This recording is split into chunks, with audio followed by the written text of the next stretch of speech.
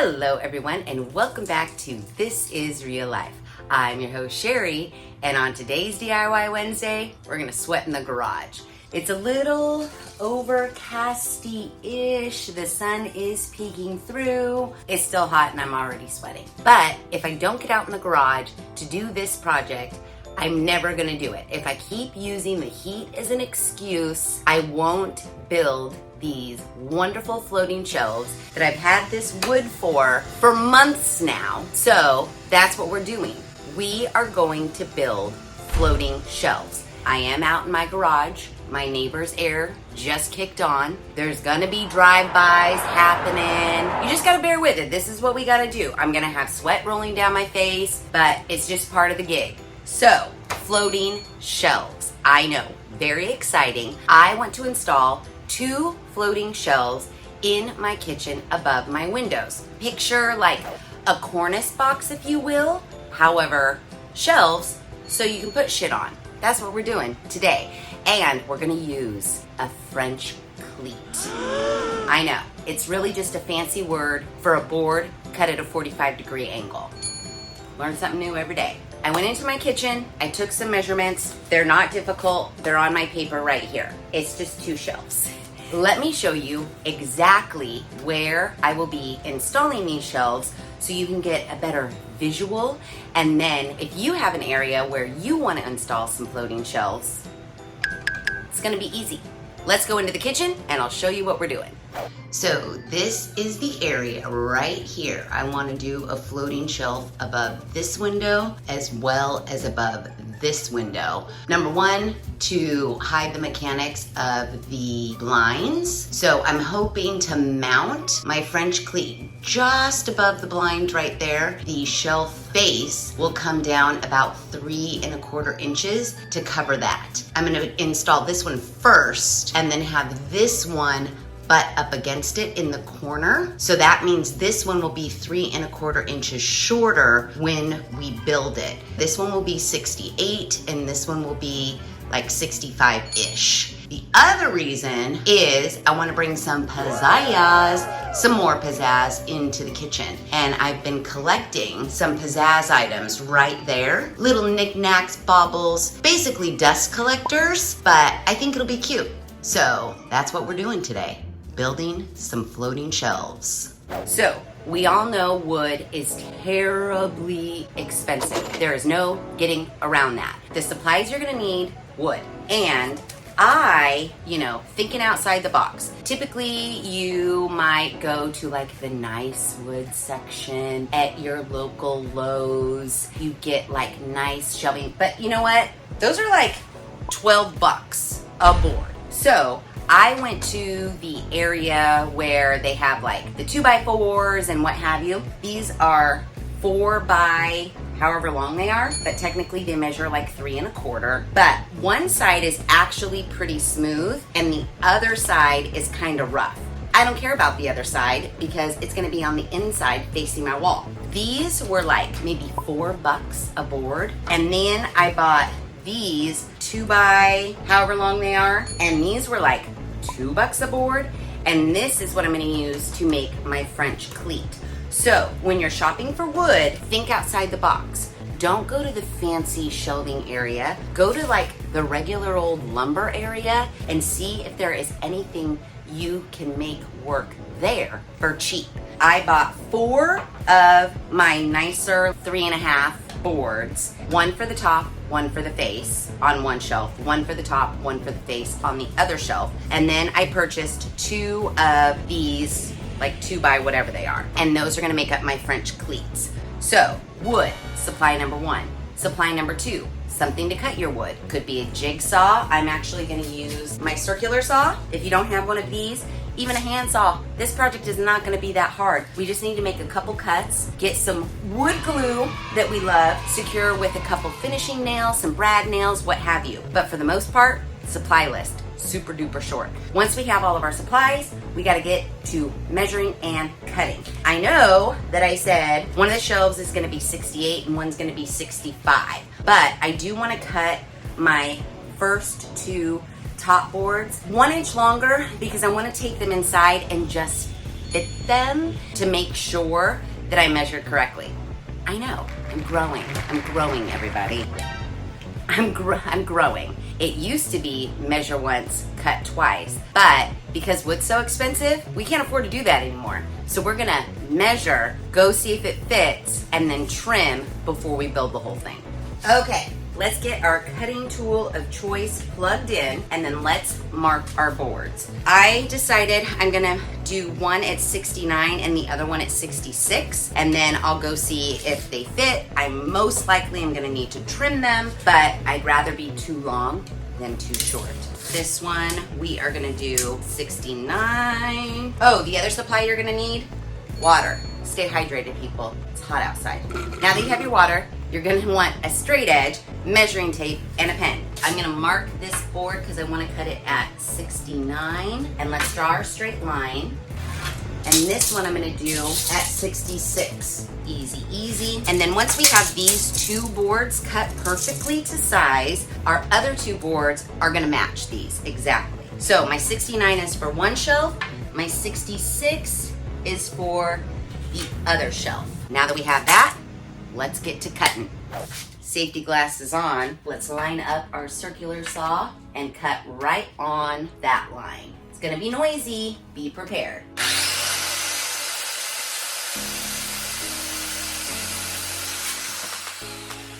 There's one. Our leftover board, don't discard those because we're gonna use this to make an end cap on each of our shelves.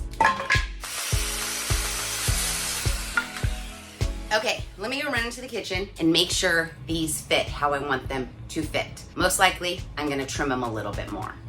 Okay, so I went in the house, I made some adjustments to my measurements.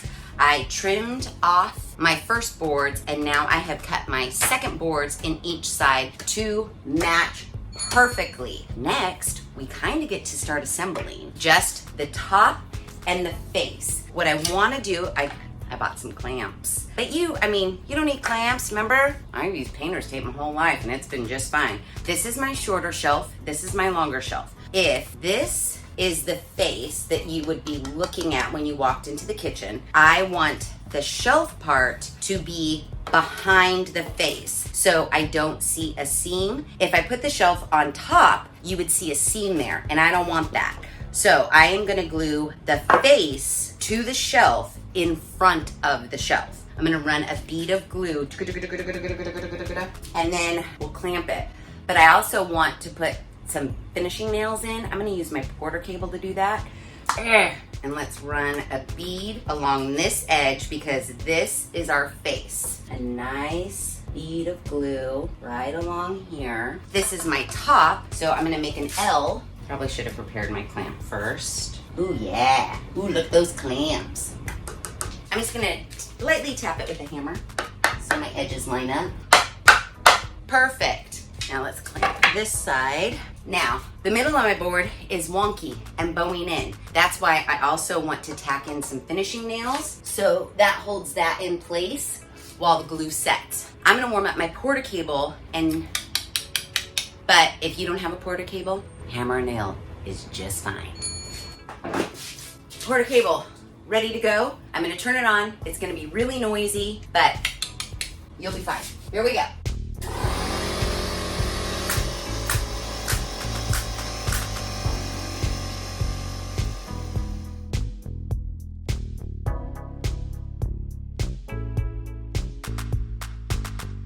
Okay, we have one L built so far. So this is our short side. You're looking at the face, and then this is the shelf. The wood glue is still drying, but I do have about 8,000 little finishing nails in here, so super fine. We are going to move on to our other shelf. Same thing as the first one. Run a bead of glue, get this in place, clamp it, nail it, it's done.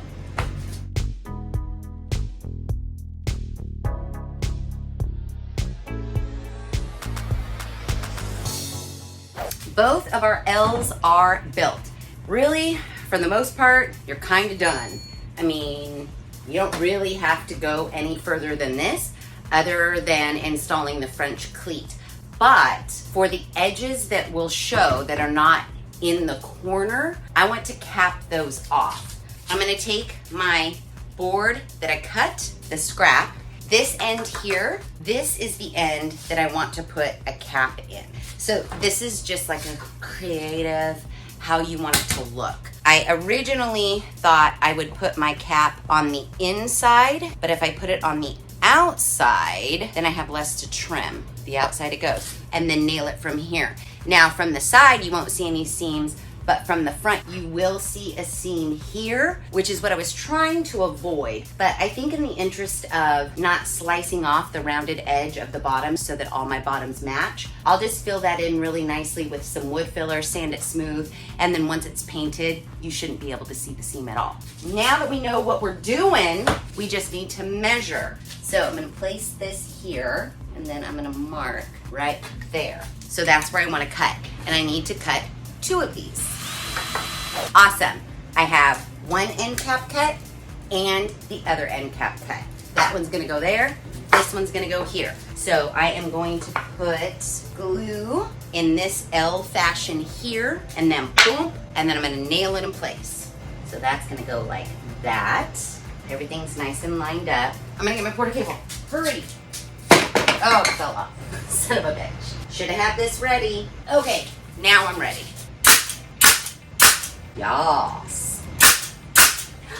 I am happy with that. Look at that nice little end cap there. Let's do our next one, and then we can do our French cleats.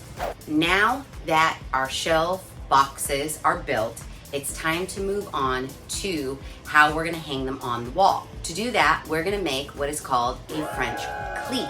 A French cleat, like I said in the beginning, is just a very fancy term for a board that is cut at a 45-degree angle. I did a little tester. I took my circular saw, put it at a 45-degree angle, and made my cut. So now I have this board that has a ramp and this board that has a ramp. One of the ramps will be nailed to the wall with the ramp coming out. This ramp will be nailed to our shelf so that when we put them together, boom, they fit and it doesn't fall off. That's the plan anyways. So that is our French cleat. That's what's gonna hold everything to the wall. These are my boards for my French cleat. I've already cut them to the appropriate length for each one of my boxes. One is at 65 and one is at 68. I also went ahead and measured half of the width of the board, and I drew a line. This is gonna be the line where I'm going to cut. Everything is ready to go. We just need to get our circular saw and take this little plate if you've got one of these. If you don't have one of these, but you have a jigsaw, your jigsaw plate moves just like this. And there is a part of me that might wanna just get my jigsaw out because these boards are so thin. I think I'm gonna do that. So if you have one of these, you would just move this plate, it just moves. You just shift it to where the little 45 is right here. But now that I talked myself out of that, I'm gonna get my jigsaw. And the plate on your jigsaw does the same thing. It moves, there we go. And now you can move this, and there's a little chart. I can see the little 45 in there. So this is the angle I want my plate. I'm gonna lock that down. And now it's gonna seem real weird because you want your plate flat on the board. Your blade is at the 45-degree angle. So as you cut along, it's gonna cut that perfect angle. I know, pretty cool, huh? And fingers crossed this turns out because I only have these 2 boards. Follow the line. It shouldn't be hard. We'll see. It's very awkward because you're holding your jigsaw at a very weird angle in order to keep the plate flat with the board. Just do the best you can. It'll be fine.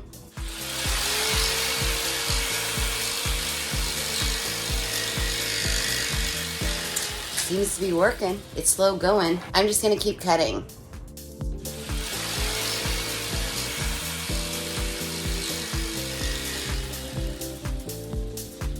Okay, my jigsaw was not cutting the mustard and I didn't have a sharper blade. So I decided to clamp my board to my sawhorse and use my circular saw. So I did it.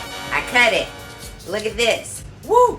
Essentially, this part that has the slant going up towards my face is going to be to the wall. This one is going to be attached to the shelf, so that when this is on the wall like so, and this is on the shelf, this slides in right here, boom, and locks it in place, so then the shelf doesn't fall. So now we have to do the other one. Yay!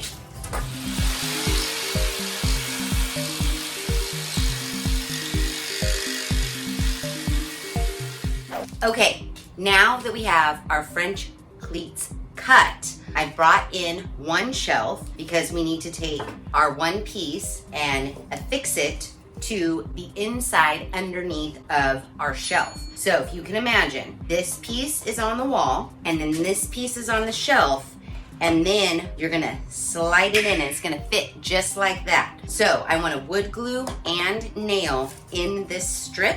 Get some wood glue along the top edge here. Beautiful, beautiful. Let's clamp it to hold it. So I'm gonna line this up.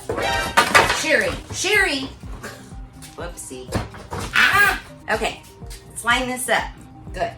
Now, let's nail it.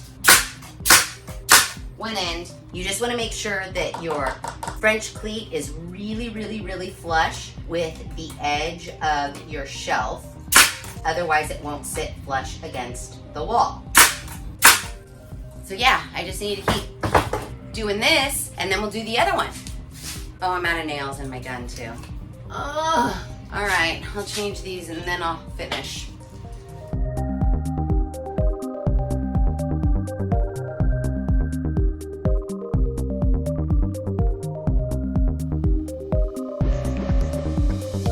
Okay, the shelves are completely built.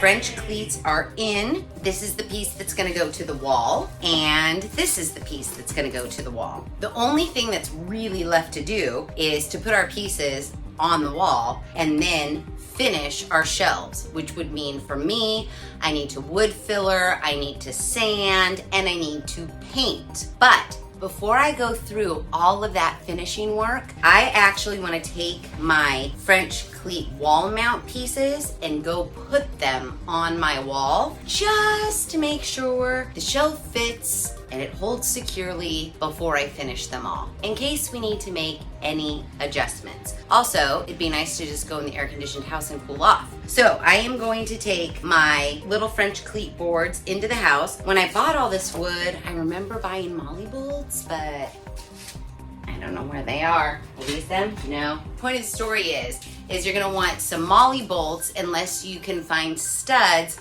to drill into. I'm hoping that I can find studs. However, in my kitchen, it is wallpaper, so I don't want to be poking a shit ton of holes in my wallpaper. So, I don't know, I'll figure it out. But let's go inside and mount these to the wall. Oh my God, Bob and Joe, knock it off. Bob and Joe are hissing at each other. So, I did find my wall anchors. They're bore fast, anchor and screw in one. They are good for drywall, plaster, wood, metal, brick, concrete. Works in all types of walls. That's them. And I have my board up, and I just used some painter's tape to kind of hold it in place since I only have two hands. I have my drill fastened with a drill bit so that I could pre-drill. I am using the line of the top of the window as my level. If my windows aren't level, my shelves aren't going to be level, and that's just the way it is. So, making sure that I'm lined up with the edge of my window, and I'm going to drill. Awesome. I'm going to go ahead and put one of the anchors in before I go and pre-drill everything, just to make sure it does what it says it's supposed to do. And everybody, cross your fingers. I mean, it seems like it's in. Let's do that end just to double check. Okay, I screwed in that end and it seems pretty sturdy. I really wish that I would be able to hit a stud, but I don't know if that's gonna happen. And I don't wanna go buy a stud finder. I guess I'll just put two more in that one and we'll hope for the best, right?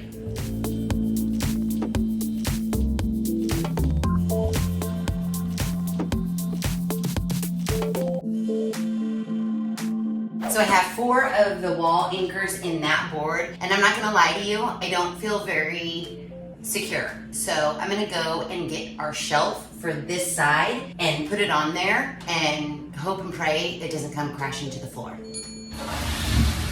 Okay, moment of truth. I'm nervous. While the shelf isn't that heavy, the shit that I plan to put on it might be a little bit heavy. So, everybody, please. This just slides right on, like so, and that's supposed to hold it, but to me, it's very away from the wall. I don't really know how I feel at all. I mean, I wouldn't do a pull-up from it or anything, but it does feel pretty secure. I mean, are we good? Do you think we're good? I mean, clearly I have to paint this board white because we can see right underneath it. It's not exactly covering the hardware like I wanted it to. I can't lower my mounting bracket anymore because I'm already at the bottom edge or the top edge of the window. But it's pretty cute, right? And when it's painted white, it's gonna even be cuter. I'm torn because I don't know if I should go get some different wall anchors. I think I have to think about it. The lazy part of me is like, that'll be fine. The non-lazy part of me is like, go get some better wall anchors. I don't want to. I mean, it looks good. I mean, here, let's see. Vintage thermos. Haha. Cute. It exactly touches the ceiling. That might not make the cut. It's holding that, right? Let me put this one up.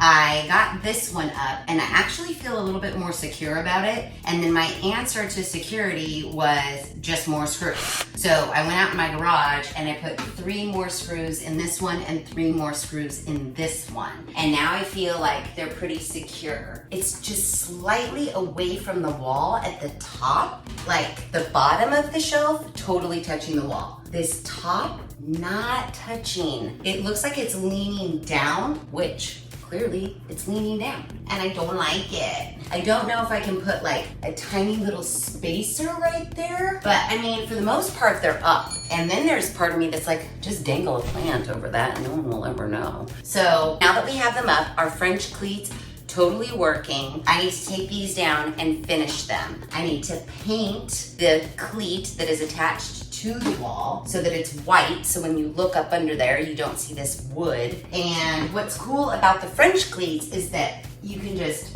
take this right off, easy. Let me do all the finishing stuff. Wood fill, sand, paint, you know it. And the next time you see it, it's gonna be done and it's gonna be styled.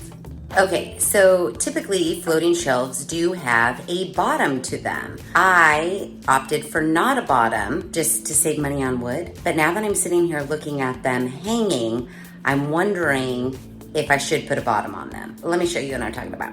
So from a distance, not a big deal that there's no bottom. That's why I was saving money on wood. But I mean, if someone walks right up to the wall and looks up underneath there, you can see there's no bottom. Now, obviously, I'm gonna paint this white, so this whole inside will be finished white as well. But then, when I was at my garage getting ready to sand these, I was like, I should have put a bottom. I just had this spare little 1x wood, so it doesn't go all the way to the wall. It leaves a little bit of a gap. So it would look like that, unless I went and bought all new wood to fit exactly. Or do I just leave it open? I don't know. I guess we'll all find out as soon as I have them up and done. Guys, you're never gonna believe it. The floating shelves, or my variation on a floating shelf, is done. And I have them styled. Are you ready for the final reveal? Because here it comes. Dun, dun, dun, dun, dun, dun, dun. It's gonna be a tiny bit hard to get the full magnitude because of that damn ceiling fan, but here we have this shelf. Ooh, and yes, some of you might say, that clock is hideous, and it is, and that's what I love about it. I've got some greenery, I've got some vintage items to try to pay homage to the house, and it just brings so much to my little breakfast nook corner. I love it so bad. And you can make these too. It didn't take long at all. So yay, we did it. I probably went out into the garage at about noontime and it's not even dark yet. That's like half a day. Okay, maybe like 7 hours, but that also includes waiting for our paint to dry. We cut all our wood, we built it, we filled in all the holes, we sanded it, we painted it, and we hung it. And I say it looks pretty cute. I did paint up underneath. Everything is white. So while, again, a traditional floating shelf does have a bottom on it, I opted for no bottom, A, to save on wood, and B, to save on wood. If I wanted to put a bottom on at a later date, I certainly can, because these are very easy to remove. We just lift them right off of that French cleat and we can make any adjustments that we need to. I only put 1 coat of paint and I'm fine with that. If I need to touch up the fronts, I certainly can, but for my money, 1 coat of paint looks pretty damn good, don't you think? So yeah, floating shelves in my kitchen over these corner windows with some vintage items, some new items. I think it's pretty cute. So yeah, if you like this video, please be sure to give it a big thumbs up. If you haven't done so already, please subscribe to the channel. Be sure to ring that notification bell so that you are alerted to all of the DIY Wednesday videos I push out, which is every other Wednesday at 5:30 Pacific Standard Time. Be sure to share this video with your family and friends. And as always, thanks for hanging out. And now, I gotta go take a shower. I'm sweaty and stinky and gross. But my shelves are cute.